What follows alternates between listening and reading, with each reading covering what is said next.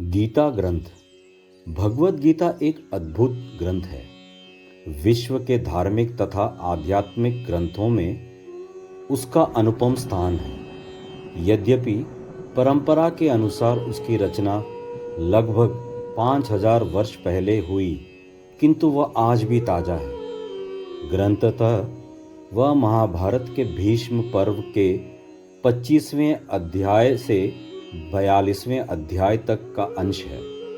इस प्रकार उसमें 18 अध्याय हैं, जिनमें 700 श्लोक हैं। महाभारत का अंश होते हुए भी वह अपने आप में एक ऐसा संपूर्ण ग्रंथ रत्न है कि जिसको भारतीय संस्कृति का सनातन धर्म का प्रतिनिधि ग्रंथ माना जाता है। उसकी प्रशंसा में जितना कहा जाए थोड़ा है।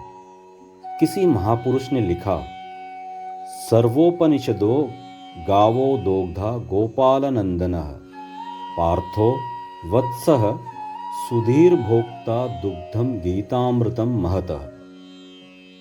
सभी उपनिषद गौवें हैं, श्री कृष्ण दोग्धा हैं, अर्जुन वत्स हैं, सुधीजन भोक्ता हैं।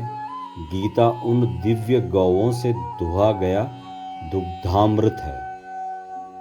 श्री अरविंद लिखते हैं, गीता एक अनंत रत्न राशि का अतल समुद्र है। जीवन भर उसमें गोते लगा लगा कर वे रत्न निकालते रहे तो भी उनका अंत होता नहीं, समुद्र का तल मिलता नहीं। उसके दो एक रत्न प्राप्त कर लेने मात्र से दरिद्र धनी बन जाता है, गंभीर चिंतक ज्ञानी हो जाता है, भगवत विरोधी प्रेमी बन जाता है। विश्व की सभी भाषाओं में इस ग्रंथ रत्न का अनुवाद हुआ है और एक एक भाषा में कई कई अनुवाद भी हुए हैं। न जाने कब से कितने आचार्यों ने, संत महात्माओं ने, विचारकों ने, विद्वानों ने और अध्येताओं ने गीता पर भाष्य लिखे हैं, उसकी व्याख्याएं की है, उसका तात्पर्य स्पष्ट करने का प्रयास किया है, उससे जीवन को ऊंचा उठाने की प्रेरणा प्राप्त की है, उससे जीवन को ऊंचा उठाने की प्रेरणा प्राप्त की है। आज भी उसकी नई नई व्याख्याएं की जा रही हैं। जितनी टीकाएं गीता की गई हैं, अनुमानतः उतनी किसी भी अन्य ग्रंथ की नहीं की गई। इसी से सिद्ध होता है कि वह कितना संपन्न ग्रंथ है। गीता की व्याख्याएं कई आधारों पर की गई है।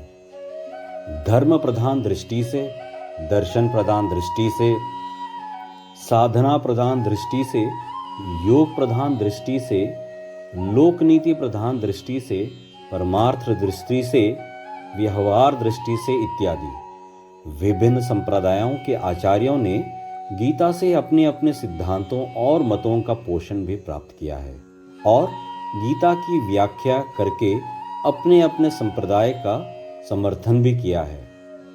उन सबकी विविधता असाधारण है। सामान्य विद्यार्थी के लिए यह संभव नहीं कि वह उन मतों का निर्णय कर सके, मूल्यांकन कर सके। सच्चे जिज्ञासु के लिए यह वांछनीय नहीं कि वह मतांतर में भटके। उचित यह है कि गीता का स्वाध्याय किया जाए और उसमें उच्चतम आदर्श की सच्ची प्रेरणा प्राप्त की जाए। उस आदर्श से जीवन को धन्य किया जाए।